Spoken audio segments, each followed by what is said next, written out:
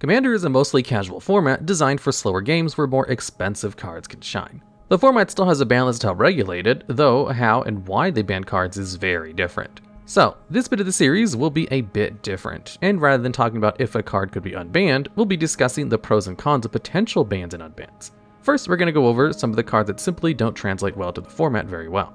And starting off, we have Trade Secrets. This is a sorcery with a mana cost of 2 and 2 blue.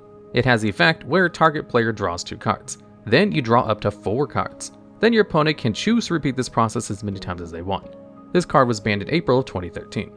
Now, why is Trade Secrets banned? Well, the main issue is that it has really bad play patterns in a multiplayer game. Normally, repeating the card draw off of secrets won't be too great, as it would always give your opponent more cards than you did. If you just said yes until you drew your entire deck, your opponent would have just as many cards as you did, so you wouldn't really be getting anywhere. Even worse, since they built their deck around Trade Secrets, it's more likely they'll have something more broken to do with all the cards you just gave them than you do. However, in Commander, deck building and card advantage in general just work differently. While you're going down cards to one of your opponents, you're going up cards against both of the 2 other players on the table. This alone makes taking the deal a lot more attractive. However, the option of drawing your entire deck is also a lot more feasible.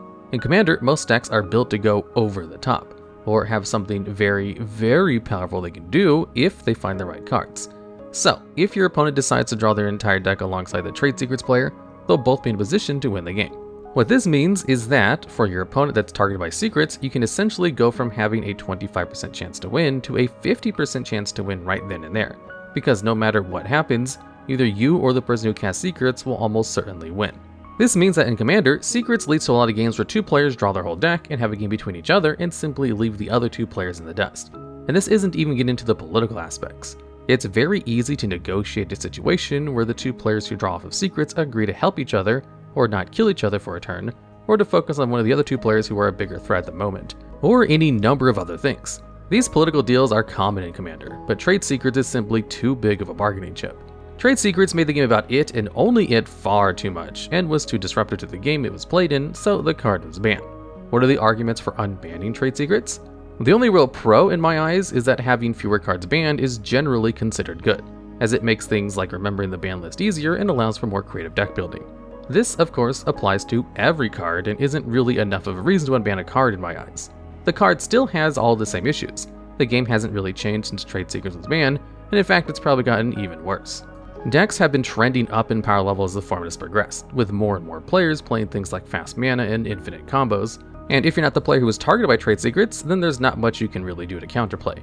Trade Secrets is a great example of the kind of card that needs to be banned, not because it's too good, but because the type of game it creates is very unhealthy.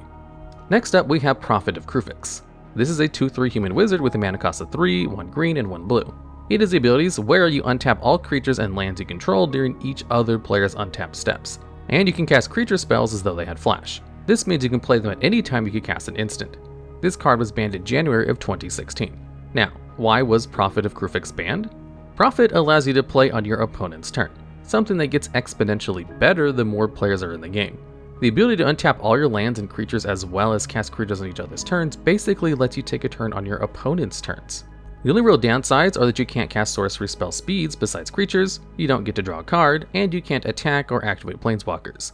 Even with these restrictions, you can still do quite a lot. This leads to a very strange issue that we don't see on many cards. Essentially, it leads to one player hogging all the time in the game. There's a sort of unspoken design rule in Magic and most other games that each player is supposed to be able to play the game for around the same amount of time. Of course, there's variance here. Decks that play on your opponent's turn more will hog up a bit more time, and decks that love to tap out will take up less time. However, there is a breaking point, and Prophet of Kruphix goes over that line. Getting to take a mini turn on each other player's turn lopsided that balance entirely. This is made even worse by the colors Prophet is in. Blue-green are famous for generating absurd board states in Commander by combining green's mana ramp and great creatures with blue's card draw. Prophet lets you take this to 11, casting even more creatures and drawing even more cards. Possibly the worst thing about Prophet is that since it untaps all your lands right away, it gives you the mana needed to cast counterspells back. There's not even a single second where your shields are down and your opponents have gotten to untap. They need to have an instant speed answer to Kruphix to be able to play around your counter magic. All this together led to Prophet taking over games far too much, so the card was banned. What are the arguments for unbanning Prophet? One big argument for unbanning Prophet is that cards like Seedborn Muse basically have half the effect of Prophet. By combining this with Vidalcan Orrery, which gives all your cards flash, you can basically build your own Prophet. However, the difficulty in actually being able to do this means that the comparison is pretty mute. Seedborn Muse alone doesn't create the slowdown in the games that Prophet does, and needing the second card makes the card very difficult to actually put this together. So it doesn't cause the issues that Prophet does. The other big argument in favor of unbanning the card is that the format has gotten a lot stronger since the card's ban. Games tend to go a lot faster, so some people might argue that the format's in a position that can handle the card better. However, this doesn't seem that likely. While the format has gotten faster, the card is most problematic at lower power level tables, and those tend to be a lot slower and have worse answers overall. So, Prophet would more likely than not cause all the same problems it used to if it were unbanned, just at fewer tables. Next up we have Lutri the Spellchaser. This is a 3/2 legendary elemental otter with a mana cost of 1 and 2 hybrid blue-red mana.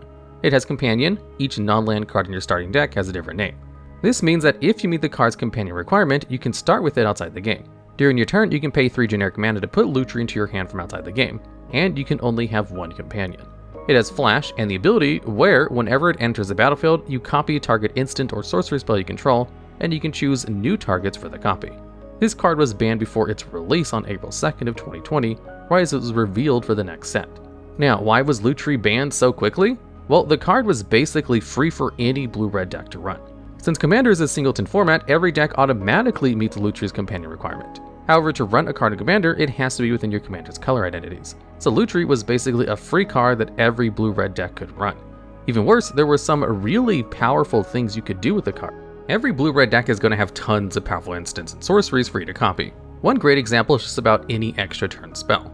Most of these cost about 5 mana, and getting to take 2 extra turns for 8 mana can often give you the extra push you need to win the game.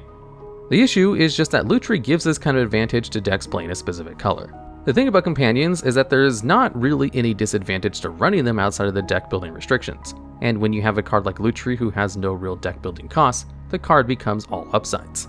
It would result in certain decks just having a massive upside for no reason, so they decided to ban the card. What are the arguments for unbanning Lutri? This may seem very silly, but Lutri is very cute.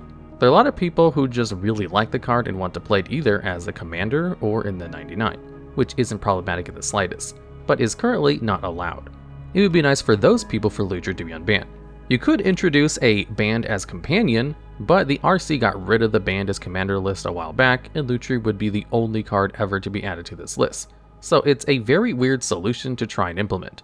If it could be constrained to the main deck or the commander, Lutri would be fine. So while this rule would be strange, it's also the best way to allow the card to be legal, and there's no real world where the card is legal while also being allowed to be a companion. Next, we have Karakas. This is a legendary land with no land types. It has the ability where you can tap it to add 1 white mana, and you can also tap it to bounce target legendary creature. This card was banned in September of 2008. Now, why was Karakas banned? This one is pretty intuitive. Commander is a format balanced around each player having access to a legendary creature at all time. Making a land that can simply tap to remove one of those creatures is extremely disruptive.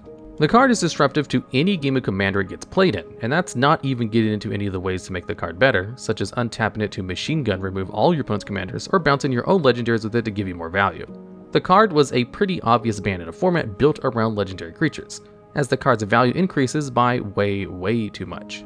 What are the arguments for unbanning Karakas? The main argument in favor of unbanning the card is that there are other cards that do very similar things that aren't banned. The big one is Draneth Magistrate, a card that prevents players from casting spells from anywhere other than their hand. This also prevents players from casting spells from the command zone, shutting down commanders entirely. The main difference is that Magistrate is a lot easier to remove. Every color gets some way to deal with creatures, while only some colors get answers to lands. There are few ways to answer colorless lands, but they're far more rare than creature removal. It's far more reasonable to expect people to have creature removal than removal for lands. The other cards that prevent players from playing their commander this way are either far more narrow or way easier to deal with, or more often than not, both. So it makes sense that Karakas is the only card of this type that is currently banned. Next up, we have Limited Resources. This is an enchantment with a mana cost of 1 white. It has abilities where, when it enters the battlefield, each player chooses 5 lands they control and sacrifice the rest, and players can't play lands if there are 10 or more lands in the battlefield. The card was banned in June of 2008. Now, why was Limited Resources banned? The card can make it really hard for players to play the game, mostly due to the second line of text on the card. Forcing players to sack down to give lands really isn't much of an issue, as cards like Cataclysm do far worse. The issue is how easily it can prevent players from playing any additional lands at all. You see, the card was designed around a 2-player game, where both players have 5 lands would add up to a total of 10. So if you blew up one of their lands after playing limited resources, you could just play another one. However, in a 4-player game, there would be 20 lands in the battlefield. This means you could just blow up all of one player's lands and they wouldn't be able to play anymore, since there would still be around 20 lands in the battlefield. This led to a lot of really bad games, where 1 or 2 players were just locked out of the game, and the other 2 or 3 players just played without them. Due to creating all these lopsided games, the card was banned. What are the arguments in favor of unbanning limited resources? There are a few, and truthfully, I think Commander could benefit from this kind of effect. For one, players often play tons of ramp spells in the form of artifact ramp that can let them play under resources. Even if your opponent blows up all your lands, if you have a few signets and mana rocks in play, you can still at least play the game. Additionally, if you can just answer resources before they get rid of all your lands, you can stop yourself from being locked. However, the biggest reason why people want the card banned is that there aren't many good ways to punish land-based ramps in the format. Artifact ramp is often far more susceptible to removal, whereas lands are usually safe. This has led green decks to be generally considered the best in the format, since players don't really have a good way to counter all their ramp, and having a surplus of mana is a really good way to win a game of Commander. However, while all of this is true and resources could fill an important niche in the format, it's still probably a bit too disruptive to unban. While you can get around it with artifact ramp, I did say this is generally a lot easier to deal with than someone's lands. A single Vandablast going uncountered leaves you completely unable to play the game at all, and the fact that you can answer a card doesn't necessarily mean that it's practical. The player probably already got all their value off of playing the card the first time, and they only spend 1 mana on the card. Using a naturalized effect to answer it leaves you in a really unenviable spot. As much as I want this effect backed, ultimately it just makes far more sense to try to get Wizards to retrain the effect into a less disruptive card rather than unbanning this version of the effect. And finally, we have Sundering Titan. This is a 7/10 golem artifact creature with a mana cost of 8. It is the ability where, whenever it enters or leaves the battlefield, you select a land of each basic land type and destroy them. This card was banned in June of 2012. Why was Sundering Titan banned? Titan was really good at destroying all of your opponent's lands, but leaving yours alone. Usually, Titan is a bit of a slow and clunky card, and will usually cost you a few lands of your own too. However, in a 4-player game, it's more likely that you can only choose your opponent's lands to blow up. This makes getting a ton of Titan triggers a lot more attractive. The thing that makes Titan crazy is that it triggers when it enters and leaves the battlefield. So with a card like Conjurer's Closet, you can get 2 Titan triggers a turn, letting you blow up a total of 10 lands. Each flicker effect gives you 2 triggers, letting you do a ton of damage to your opponent's mana bases with just Titan and a few extra cards.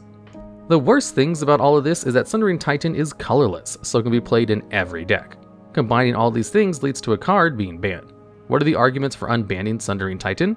There are other similar game-winning land destruction effects available. Combining Heroic Intervention with Armageddon is basically just an I win the game button, blowing up all of your opponent's lands and leaving yours alone.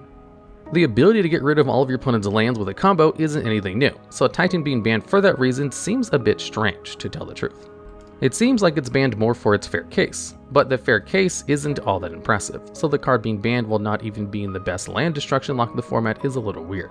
Being colorless may make people play the card more often, but it's not really a staple. It's a card that very few specific decks would like to run, and not many others. Still, the card is really strong and frustrating, so leaving it banned is fine. It could lead to a lot of the same issues as limited resources, where it only locks 1 player of the game sorta by accident, which is probably the biggest reason why the card stays on the ban list. Alright, and that's the video. Do you have any ideas for future videos just like this one? If so, please let us know down in the comments down below.